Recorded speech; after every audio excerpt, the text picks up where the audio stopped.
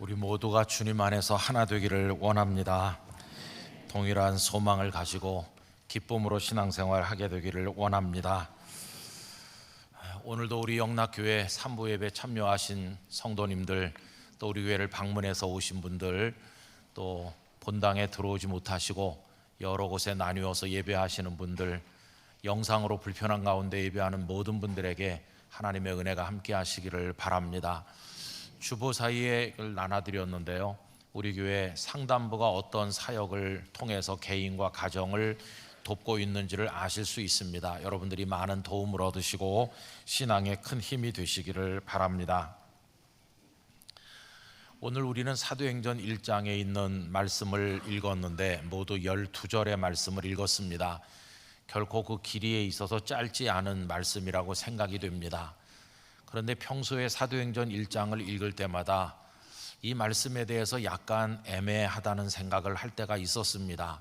어떤 점에서 그러한가 하면, 첫째는 이 말씀이 기록된 위치가 조금은 어색하다는 생각을 할 때가 있었습니다. 오늘 본문이 15절부터인데 그 바로 앞에 14절의 내용은 예수님께서 승천하신 이후에 제자들이 다락방에 모여서 하나님 아버지께서 약속하신 성령님께서 강림하시기를 기다리면서 기도하고 있다고 하는 내용을 담아주고 있습니다.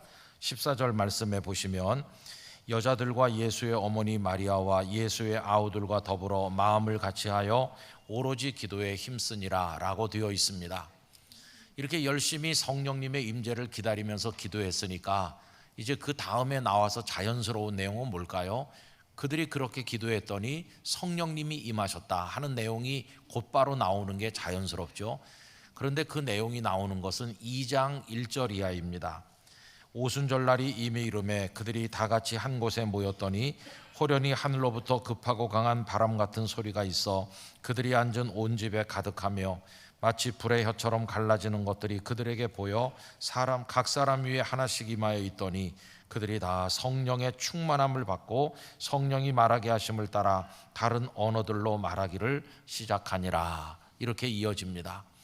그러니까 문맥이 자유로우려면 1장 14절 그들이 모여서 열심히 기도했다 하는 내용 바로 다음에 오순절이 되었을 때 성령께서 임하셨다는 게 따라 나오면 아주 자연스럽습니다. 그런데 참 이상하게 오늘 읽은 우리의 본문은 다락방에 모여서 열심히 기도한다는 내용 그 뒤에 나오고 있습니다. 그러면서 성령님이 강림하신다는 2장 1절 앞에 오늘 본문이 중간에 끼어 있는 것처럼 등장하고 있다는 겁니다. 그래서 그 위치가 좀 어색하다 하는 생각을 할 때가 있었습니다. 그 다음에 두 번째로 오늘 본문이 약간 애매하다고 느껴지는 것은 그 내용이 뭐 그다지 그렇게 중요한 것 같지 않은데 없어도 될 것 같은 생각이 들 정도로 이 말씀의 무게가 그렇게 느껴지지 않았다는 것입니다. 오늘 본문의 내용은 가룟 유다가 예수님을 배반하고 죽었기 때문에 그의 빈자리를 마띠아라는 사람으로 대신 채워 넣었다 하는 내용이죠. 그런데 여러분, 이 마띠아가 나중에 사도 바울 이상으로 복음의 능력을 나타낸 위대한 전도자가 되었다면 마띠아가 등장한 내용을 여기다 알려주는 게 적절하겠지만, 우리가 아는 것처럼 마띠아라는 인물은 오늘 본문에 등장한 이후에는 어디에도 단 한 번도 나오지 않습니다. 마띠아가 가룟 유다의 자리를 채운 이후에 어떤 전도사역, 섬김의 사역을 했는지 한마디 언급도 없습니다. 아니, 그럴 걸 뭐하러 여기다가 마띠아가 채워졌다는 걸 굳이 기록할 필요가 있나, 이런 생각을 해보기도 하는 것이죠. 자, 그런데 여러분, 우리들은 알고 있는 전제가 있습니다. 이 성경에 기록된 모든 말씀이 하나님의 영감으로 된 하나님의 말씀이라는 사실을 우리는 믿고 있습니다. 또 그 말씀의 내용만 그런 것이 아니라 이 말씀이 기록된 그 내용의 순서 자체가 하나님의 뜻 가운데 되었다는 사실을 우리는 알고 있습니다. 그래서 우리가 이해하기 어려운 이 12절의 말씀이 왜 1장 14절과 2장 1절 사이에 끼어 있는지, 그리고 별로 중요해 보이지 않는 내용을 하나님께서는 왜 여기 기록하셔서 우리로 하여금 읽도록 만드시는지, 이제 그 이유를 오늘 이 시간에 찾아보고자 하는 것입니다. 여러분, 오늘 본문을 읽으시면서 성도들은 어떤 교훈을 얻는 게 좋을까요? 어떤 분들은 가룟 유다를 생각할 것입니다. 오늘 말씀 15절부터 쭉 내려가 보면 베드로가 이렇게 말하죠. 유다가 본래 우리의 숫자에 참여했던 사람이었는데 예수님을 배반하고 비참하게 죽었다. 시편이 말씀한 대로 그가 죽었기 때문에 이제 그의 직분을 다른 사람이 차지해야 된다. 이런 얘기를 쭉 말씀합니다. 어떤 성도가 이 말씀을 읽으면서 주님, 유다는 주님을 배신한 자가 되었지만 저에게 힘을 주셔서 저는 생명이 다하는 그날까지 주님을 사랑하고 주님을 섬기도록 도와주시옵소서. 저는 절대로 주님을 배신하지 않겠습니다. 이렇게 기도하면서 결심을 한다면 그분이 받은 영적 교훈은 대단히 훌륭하다, 이렇게 말할 수 있습니다.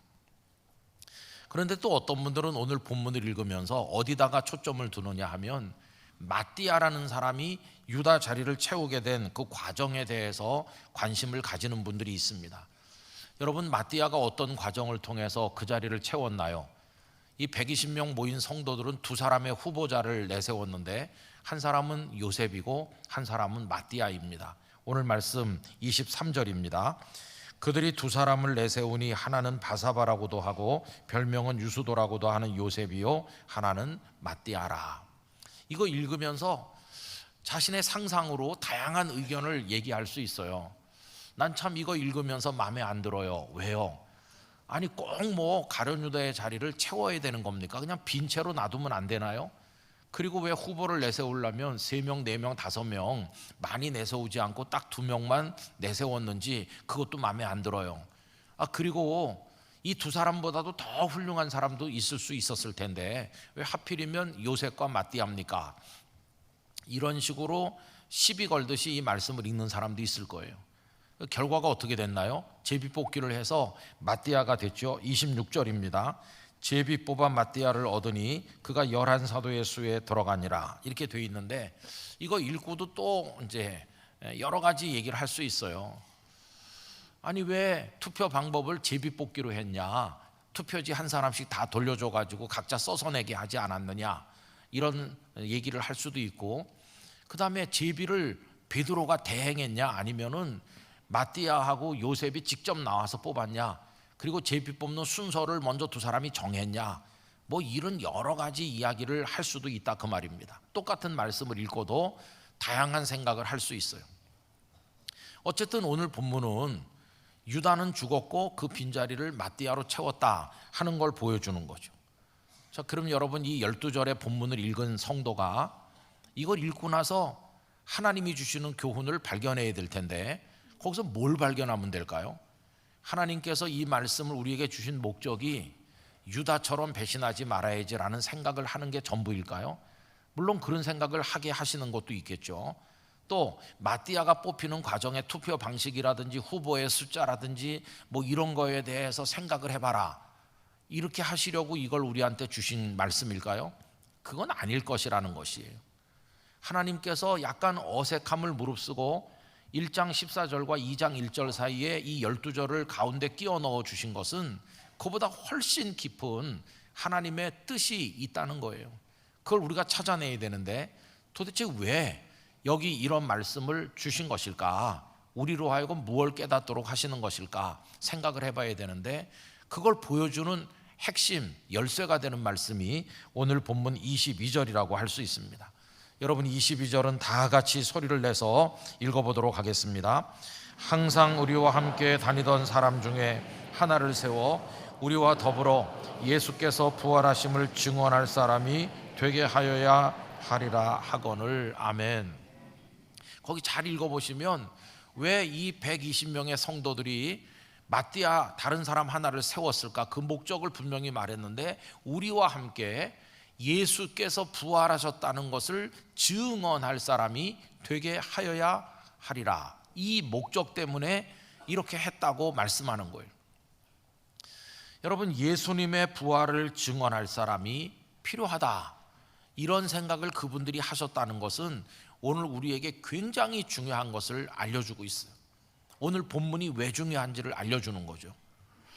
첫째로 이것이 보여주는 것은 여기 모여있는 120명 성도들은 예수님의 부활에 대한 흥분이 가득하고 예수님께서 부활하셨습니다, 이 기쁨이 충만했다는 걸 보여주고 있어요.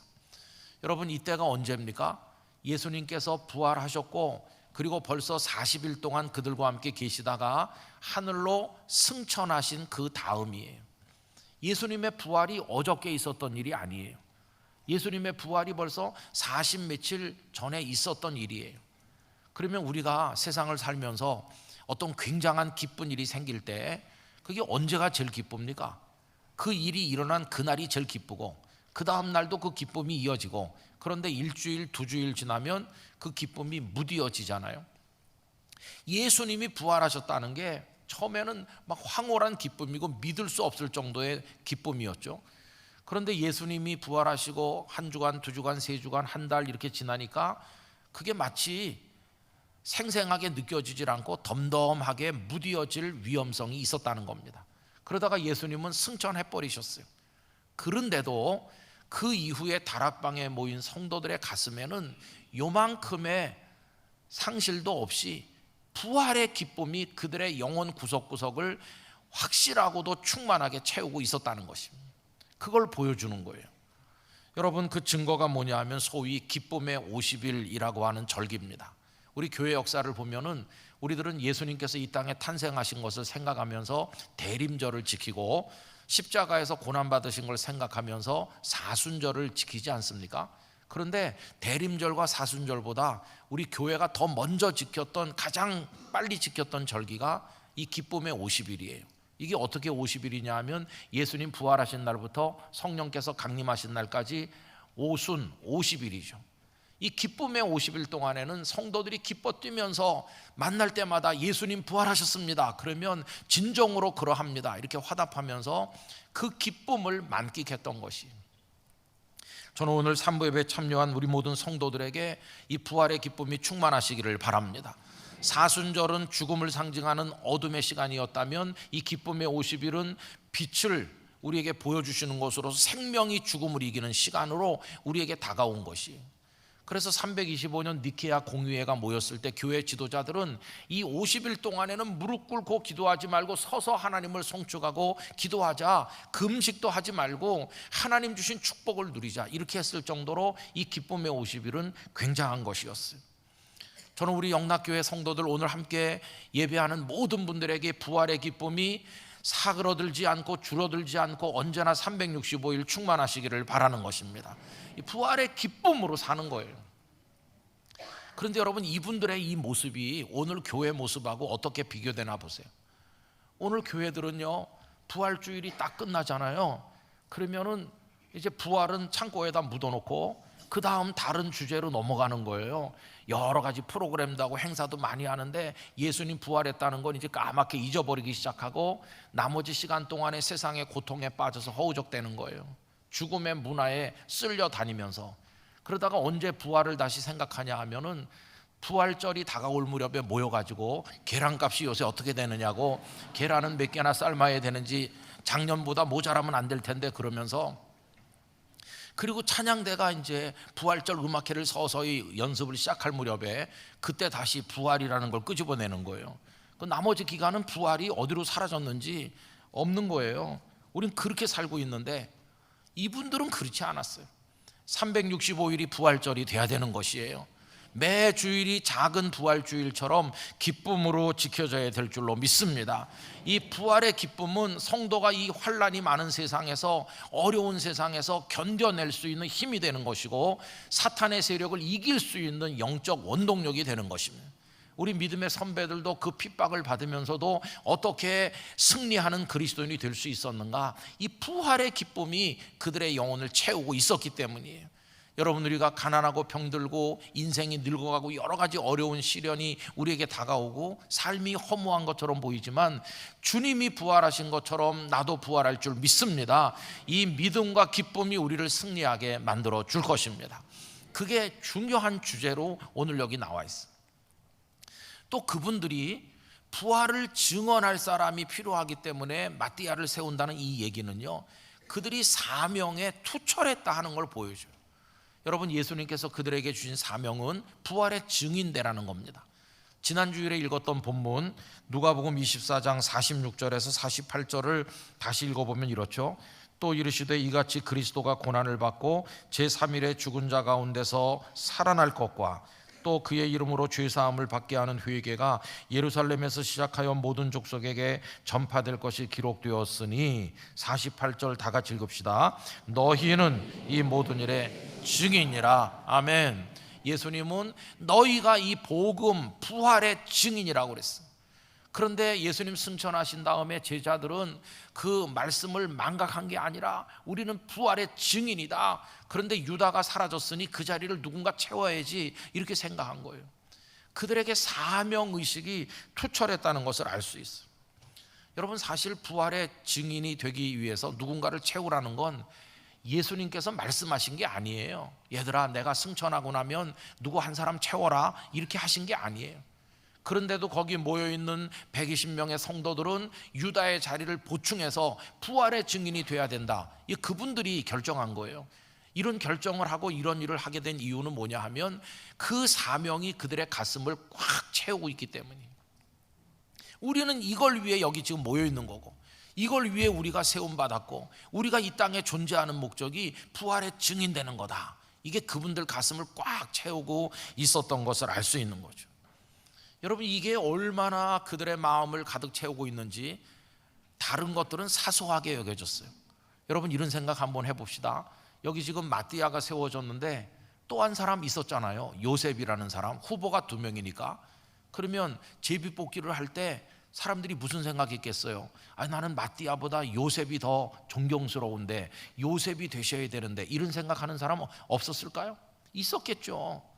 또 어떤 사람은 왜 2명만 후보가 되는 거냐, 1명 더 추가한다면 내가 될 수도 있을 텐데, 이런 생각하는 사람 없었을까요? 있을 수도 있잖아요. 그리고 우리 보통 성경을 읽을 때 사람 이름들이 나올 때 앞에 나오는 사람이 더 중요한 인물로 생각합니다. 모세와 아론이라고 그랬지 아론과 모세라고 하진 않았잖아요. 하나님 모세를 부르셨고 아론은 그 보조자예요. 형님이지만 그는 늘 뒤에 나오잖아요. 12제자를 말할 때도 맨 먼저 베드로를 먼저 말하기 때문에 우리가 수제자라고 하는 거고, 유다는 맨 꼴등으로 나오잖아요. 자, 그런 순서로 하면 요셉과 마띠아 중에서 그 이름이 먼저 등장하는 사람은 요셉이잖아요. 요셉. 더군다나 마띠아는 그냥 마띠아라 이렇게 이름만 나오고 끝나고, 반대로 요셉에 뭔가 설명이 붙어 있지 않습니까? 바사바라고도 하고 별명은 유수도라고도 하는 요셉. 이 탈락할 사람에게 이렇게 길게 붙어 있는 건 뭘까요? 이분이 탈락은 했지만 그러나 그 공동체 안에서 상당히 사람들의 주목을 받던 사람이고, 남들이 그의 별명도 지어서 부를 정도로 화제거리 인물이었고, 그 사람이 유력하다는 걸 보여주는 거예요. 객관적으로 보면 요셉이 마띠아보다 훌륭할 수도 있는 거죠. 그런데 요셉은 탈락했고 마띠아가 됐잖아요. 그럼 요즘 같으면 난리가 날 거예요. 아니, 내가 뭐가 부족해서 안 뽑혔을까? 이렇게 하고 제비뽑기 과정에 뭔가 흑막이 숨어 있는 거 아니냐 이렇게 말하면서 의의를 제기하고, 뭐 나는 이제 여기 안 올 거야 뭐 그러면서 갈등을 일으키고 다투고, 그런 별별 일들이 많이 벌어질 거예요. 그런데 여기 이 사도행전 말씀을 보면요, 요셉 본인도 그를 지지했던 성도들도 있었을 텐데 어느 누구도 단 한마디도 이거에 대해서 의의를 제기하거나 갈등을 유발하는 사람이 없다는 거예요. 어떻게 이럴 수 있을까요? 이유가 간단해요.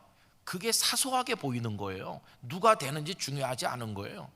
그들이 진짜 가슴속을 채우고 있는 거는 주님이 부활하셨다는 그 자체가 너무 기쁘고, 누가 하든지 간에 뭐 마띠아가 해도 좋고 누가 해도 좋고 어차피 우리가 다 부활의 증인인데 누가 하는지 그게 뭐가 상관이 있느냐, 우리는 부활의 증인이 되기만 하면 된다, 이 생각이 워낙 강하기 때문에 마띠아가 되든 요셉이 되든 하나도 그게 그들에게 중요한 문제가 아니었어.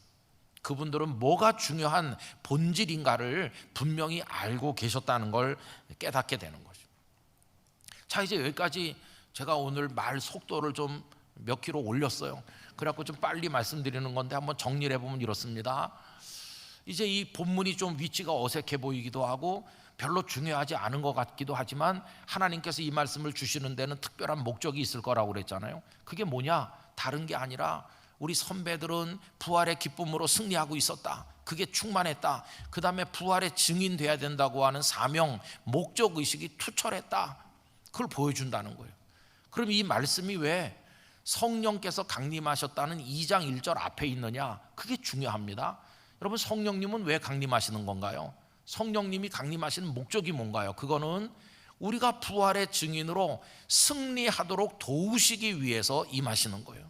근데 만약에 120명 그 사람들이 부활의 증인 되는데 아무 관심도 없고 그저 누가 한 자리 하느냐에만 관심이 있다면 성령님이 임하실 필요가 없죠. 그런데 성령님이 거기서 임하시는 것은 이들이 부활의 증인 되고자 하는 열망이 충만하기 때문에 그들에게 성령이 임하셔서 능력을 가진 부활의 증인이 되게 하신 거예요. 그게 사도행전 1장 8절이 이루어지는 겁니다. 오직 성령이 너에게 임하시면 너희가 권능을 받고 예루살렘, 유다, 사마리아 땅 끝까지 이르러 뭐가 되죠? 증인이 되리라. 어떤 능력으로 증인되죠? 성령님의 능력으로.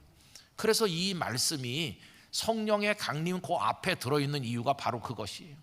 그들이 기도했다. 성령님을 기다리며 성령님은 어떤 사람들에게 임하는 건가? 부활의 증인 되기를 사모하는 사람들에게 임하는 거다. 봐라, 여기 이들이 그런 사람 아니냐. 그래서 오순절이 되었을 때 성령께서 임하셨다. 이렇게 이 말씀이 연결되고 있다는 것을 알 수가 있는 것이죠. 자, 그런데 여러분, 이분들은 이랬는데 오늘 이 땅에 있는 교회들, 우리 자신들은 지금 어떻습니까? 우리는 그 본질을 다 놓쳤어요. 부활의 기쁨을 맛보는 사람이 별로 없어요. 그냥 힘들어하고 오늘의 현실에 눌려 사는 거지, 주님 부활하신 것처럼 나도 부활할 줄 믿습니다, 이렇게 소망 가운데 기뻐하는 성도들을 찾아보기가 쉽지 않고요. 그 다음에 내가 부활의 증인이라고 하는 존재 목적을 붙들고 있는 사람이 쉽지 않아요. 그냥 우리의 관심은 다 그 변두리에 가 있어요. 이번엔 누가 안수 집사님이 되는 건가? 누가 권사가 되고 남녀선교회 회장이 되느냐? 우리 그런 데만 골똘해. 어느 교회에서 목사님을 모신다고 하는데 마지막에 훌륭한 분 두 분이 있어서 이 두 분이 교회 와서 성도들을 만나고 설교도 하고 이렇게 했다고 합시다. 그러면 이제 성도들은 홍길동 목사님이 와야 되는데 나는 김길동 목사님이 좋더라, 이러면서 다 이렇게 하다가 본인이 원하는 목사님이 안 오시게 되면 화가 나가지고 나는 이 교회 안 나와 뭐 이러면서 막 나가고, 요새 교회들이 뭐가 중요한지를 몰라. 그러면서 다투고 갈등하고 아무것도 중요하지 않은데 마음을 쏟고 있는 거예요. 한마디로 말하면 잡동사니 같은데 시간과 에너지를 쏟고 있어요. 여러분, 김영석 교수님이 100세가 넘으셨잖아요. 그분이 쓰신 100세 철학자의 인생 희망 이야기, 이런 책을 제가 최근에 읽었는데 이런 내용이 있더라고요. 이분이 평양 근교 한 20여리 떨어진 동네에 사는데 너무 가난할 때죠. 100년 전이니까 먹을 것도 없는데 장난감이 어디 있겠어요. 그래서 아이들이 먹는 장난감 같은 게 없잖아요. 그런데 이 마을 아이들이 신바람이 나는 때가 있었는데 그것은 봄이 돌아오면 동네 어른들이 달구지를 가지고 평양 시내에 가서 일본 사람들이 버린 쓰레기를 통으로 가져온다는 거예요. 일본 사람들이 그때 잘 살았으니까 한국 사람 쓰레기는 뒤져봤자 나오는 게 없고 일본 사람 쓰레기는 그래도 쓸만한 게 좀 있었나 봐요. 그럼 온 동네 애들이 가서 일본 사람 쓰레기를 뒤지기 시작했다는 거예요. 참 불쌍한 얘기죠. 근데 그걸 뒤지다 보면은 장난감으로 가지고 놀 만한 그런 물건들이 거기서 나왔다는 거예요. 그럼 막 경쟁하듯이 그걸 갖다가 차지해가지고 물에 씻어서 그걸 가지고 놀다가 그래가지고는 보자기에 싸서 머리맡에 놓고 자기도 해요. 너무 소중해서. 근데 그게 뭡니까? 쓰레기잖아요, 쓰레기. 이분이 탄식하는 얘기가 뭐냐 하면은, 왜 그때 나는 쓰레기 더미를 뒤져서 쓰레기를 머리맡에 놓고 잘 만큼 쓰레기에 그렇게 관심을 가졌을까? 그게 나중에 나이가 들고 보니까 쓰레기죠, 뭐 쓰레기. 그게 뭐 아깝겠어요? 아쉽겠어요? 그립겠어요? 아무 관심도 없죠. 나이 들고 보니까 참 그때 우리 바보였어, 그러죠. 그 얘기를 그분이 하시면서, 그런데 유감스럽게도 당신이 볼 때 오늘날 이 땅의 젊은이들이 당신이 했던 그런 실수를 반복하는 것처럼 보인다. 젊은이들이 뭔가 추구하고 가지고 싶어하고 하고 싶어하는 것들 따라다니는데 열심히 하는 것 같은데 나중에 그분들의 인생에 뭐 도움이 될 만한 생산적이고 창조적인 그런 건가 아니면 쓰레기인가 보면은 아무 가치도 없는 것에 묶여 다닌다는 거예요. 그래서 그 노 교수는 이렇게 질문하는 거예요. 우리는 왜 하찮은 것, 없어도 될 것, 하지 않아도 될 것에 마음을 두는가? 그리고 왜 나중에는 그것들로부터 마음이 떠나는가? 아, 쓰레기였네, 이러고 떠나잖아요. 왜 그런가? 이분의 답은 이거예요. 그런 것에 눈이 멀어 따라다닐 때 문제가 없어서 그렇다고. 다시 말하면 문제의식이 없는 거예요.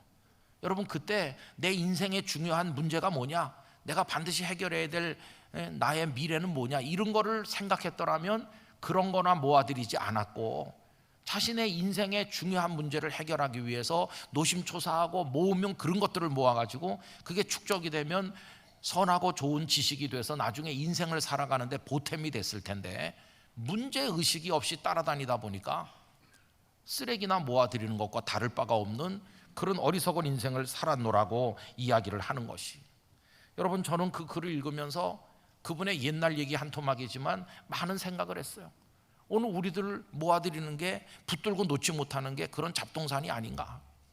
그분이 말씀하는 그 문제를 오늘 본문에 의지해서 우리 용어로 바꾼다면, 우리가 하나님의 자녀로, 성도로, 구원받은 그리스도인으로 여기 왜 존재하는지, 영락교회가 왜 여기 있는지 존재 목적, 목적의식이라고 바꿔서 생각할 수 있다는 것이.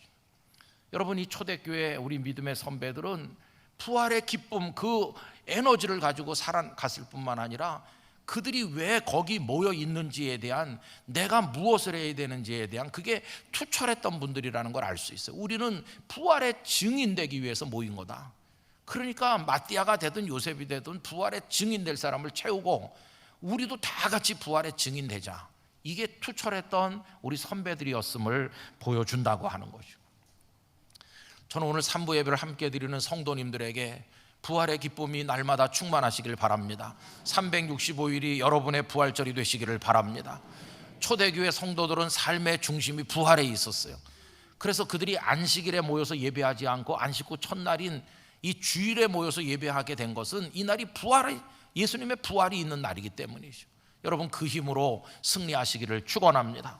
그리고 우리 영락교회를 한경지 목사님과 성도들이 79년 전에 여기 세우게 된 목적, 하나님이 여기 우리를 모아두신 목적, 우리가 여기서 목사, 장로, 권사, 집사로 존재하는 목적이 어디 있는 것인가, 이 부활의 증인되는 데 있다는 걸 우리 가슴에 새기고 또 새기게 되기를 원하는 것입니다.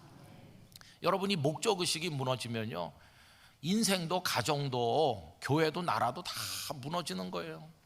여러분, 결혼하는 젊은이들이 왜 결혼합니까? 뭔가 목적이 있어야 될 거 아니겠어요? 그냥 좋아서요, 그냥 같이 살아보려고요. 그럼 나중에 또 그냥 아무 생각도 없이 헤어질 수도 있는 겁니까? 하나님께서 우리 둘을 믿음으로 부르시고 결혼하게 하실 때, 우리 아이들이 태어날 것이고 우리가 삶을 추구할 때 하나님 우리에게 주신 우리 가정에 목적이 있다. 이게 투철한 사람들은 믿음의 가정을 이루는 거 아니겠어요? 여러분, 나라도 똑같아요. 나라도 이제 며칠 있으면 총선이 이제 있게 되는데 요새 참 다 걱정이실 거예요. 여러분, 이번에 300명 뽑는 건 아시죠? 지역구 비례 합쳐서 300명의 국회의원을 뽑는데 거기 무려 몇 명이나 출마했는지 제가 어저께 한번 확인해 보니까 945명이나 출마했더라고요. 그렇게 많이 출마한 줄 알았으면 나도 할 걸. 그런 거의 1000명이 출마했어요. 저는 누가 출마했는지도 여러분들 다 모르실 거예요. 사시는 동네에나 알지. 근데 이런 안타까운 생각이 드는 거예요. 하나님, 이번에 나온 이 945명이나 되는 이들이 어떤 목적의식을 가진 사람들입니까? 후보가 됐을 때는 나 정말 대한민국을 사랑하고 우리 국민과 지역 주민들을 위해서 내 생명을 내걸 수 있는 나는 사명감이 있다. 이걸 위해 불의에 타협하지 아니하고 지역 발전을 위해서 나를 헌신하고 내가 무슨 일이 있어도 내 남은 생애를 바치겠다. 이런 목적의식이 뚜렷한 그런 후보들인가? 아니면은 그냥 권력에 날아드는 불나방같이 국민도 안중에 없고 나라도 안중에 없고 그냥 당리당략에 따라 무대 위에서 춤추는 광대 같은 사람들인가? 하나님, 후보들이 어떤 사람들입니까? 목적의식이 있는 사람들인가요? 없나요? 그런 생각이 드는 거예요. 그러면서 그 다음 생각은 우리에게 오는 거예요. 후보들도 중요하지만은 국민들이 더 중요하다. 국민. 여러분, 우린 대한민국 국민이면서 동시에 여기 그리스도인으로 살고 있는 성도 아닙니까? 성도들은 대한민국이 왜 세워졌다고 생각하나? 여러분, 대한민국이 세워진 목적이 있을 텐데 사람들 생각이 다 다르겠지만 저는 이렇게 생각합니다. 하나님께서 일제 36년에서 건져주시고 6.25 전란의 폐허에서 다시 일으켜서 세계적인 경제 부강한 나라가 되게 해주신 이런 기적을 주신 그 목적, 이유, 그리고 선거에 의해서 평화로운 정권 교체를 할 수 있는 민주화가 이루어진 이런 축복을 주신 대한민국의 목적이 뭐냐?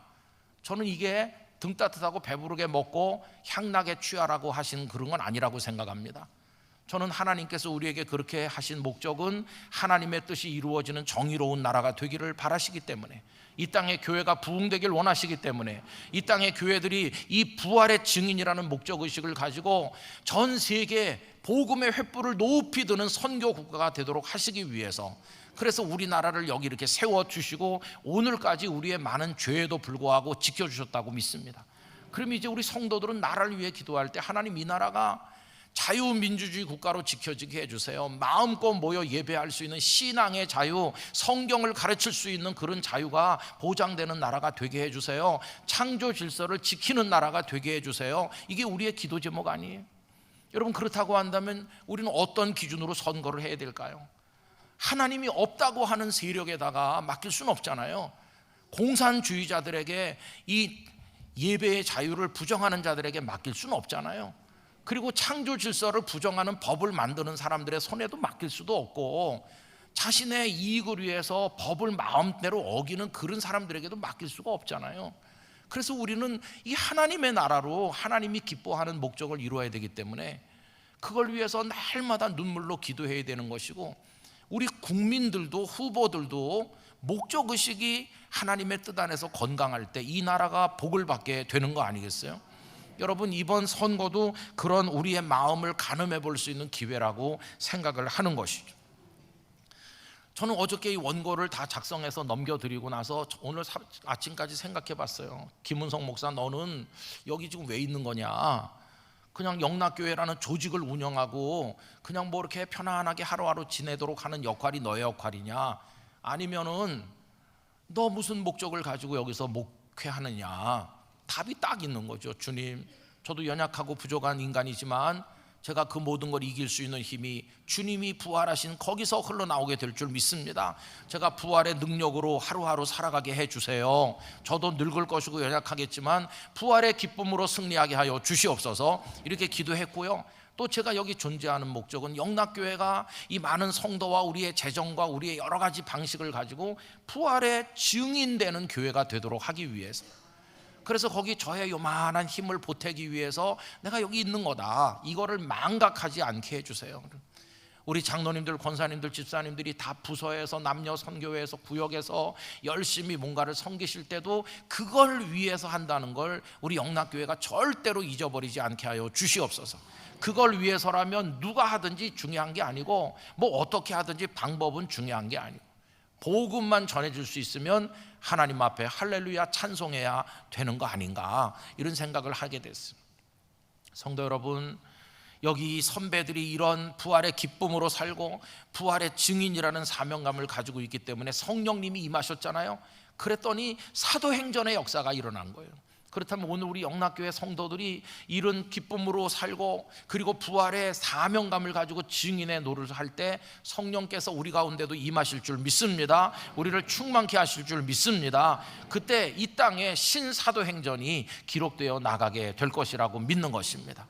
하나님께서 우리 교회를 그렇게 사용해 주시고 많은 영혼들이 구원받는 복음의 산실이 되게 해주시고, 우리 영락교회를 통해 예수님 다시 사셨다, 이 복음이 땅끝까지 전해지도록 우리를 사용해 주시기를 간절히 기원하는 것입니다.